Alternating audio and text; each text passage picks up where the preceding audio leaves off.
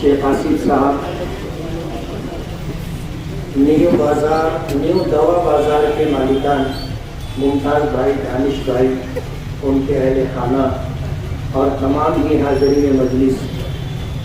हम अल्हम्दुलिल्लाह अहले ईमान हैं और हमें जो शरीयत अतापात में आता की है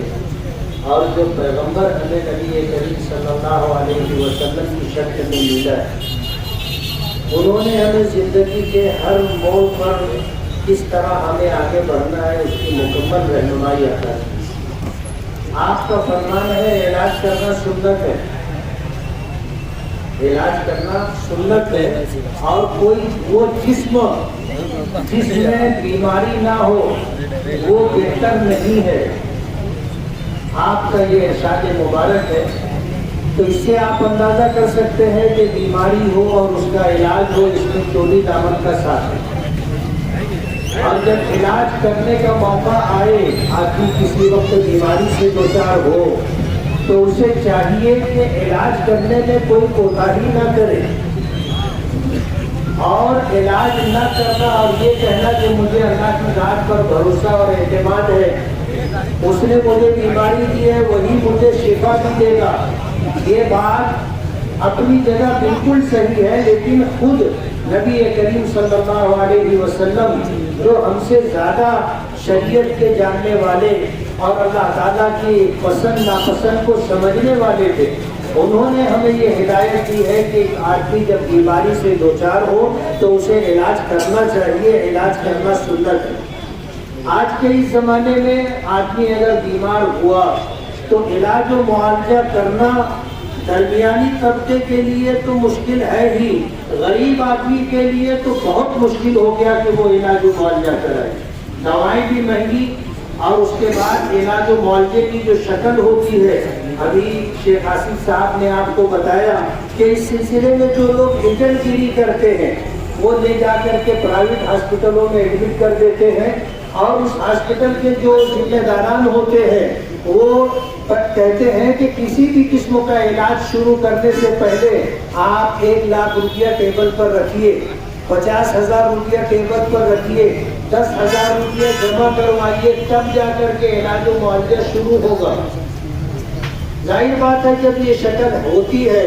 तो आदमी जब हालात से दो चार होता है और उसका कोई अजीज करीब, जैसे माँ बीमार हो गई, बाप बीमार हो गया, बीवी बीमार हो गई, बच्चा बीमार हो गया, तो उनसे जो लगाव होता है उसके पेशे नज़र वो ना आगे देखता है ना पीछे देखता है। इलाज मुआवजे के लिए जितनी जल्दी मुमकिन हो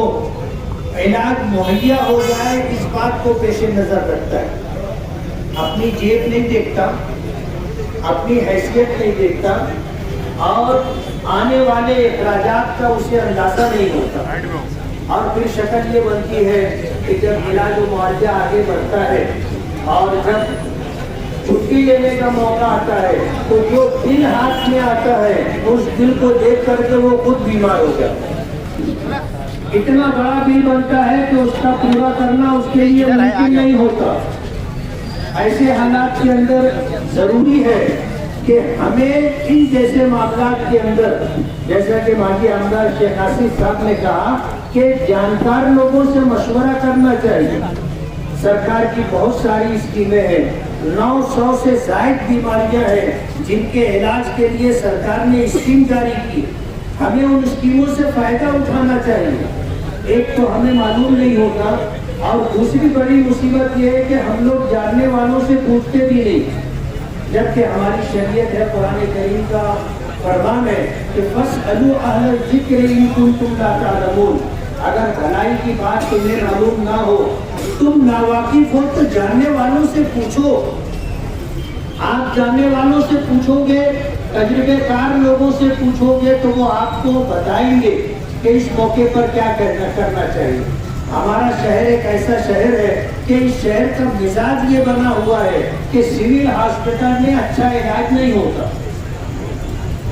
सिविल हॉस्पिटल में अच्छी दवाएं नहीं मिलती। होता यह है कि सिविल हॉस्पिटल में जो दवाएं मिलती हैं वो सरकार की तरफ से मुहैया कराई जाती हैं और 1 नंबर की दवाएं होती हैं। लेकिन हमारा मिजाज बन गया है अपर क्लास जाने दो, मिडिल क्लास जाने दो, लोअर क्लास के लोग, गरीब तबके के लोग भी सरकारी हॉस्पिटलों में जाना पसंद नहीं करते, प्राइवेट हॉस्पिटलों का रुख करते।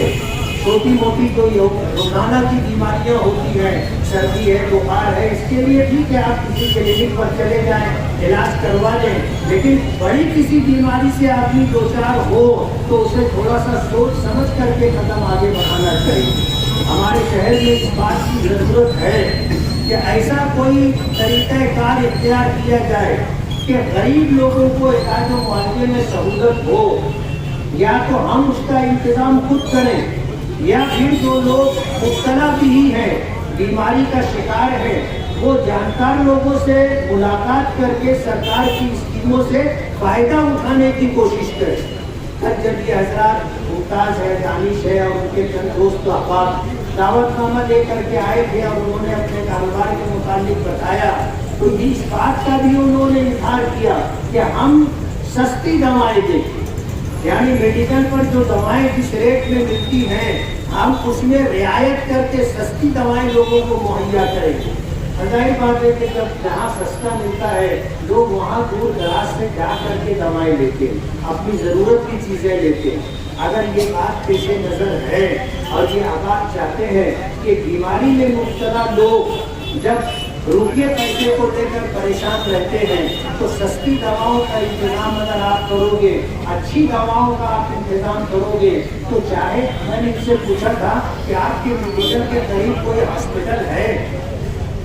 वरना आपने देखा होगा कि जब हॉस्पिटल बनता है तो हॉस्पिटल वाला खुद ही एक मेडिकल भी बनाता है, और उस हॉस्पिटल के आसपास जो मेडिकलें होती हैं लोग हॉस्पिटल से निकलते हैं, भाग करके मेडिकल में जाते हैं, जल्दी से दवा लेते हैं, फौरन वापस आते हैं, इसलिए कि उनको कहा यही जाता है बस 1 मिनट में दवा चाहिए। तो इनसे मैंने पूछा कि आपकी एजेंसी के करीब, आपके मेडिकल स्टोर के करीब कहीं हॉस्पिटल है? तो बोले नहीं है हॉस्पिटल, लेकिन हम लोग सस्ती दवा दें।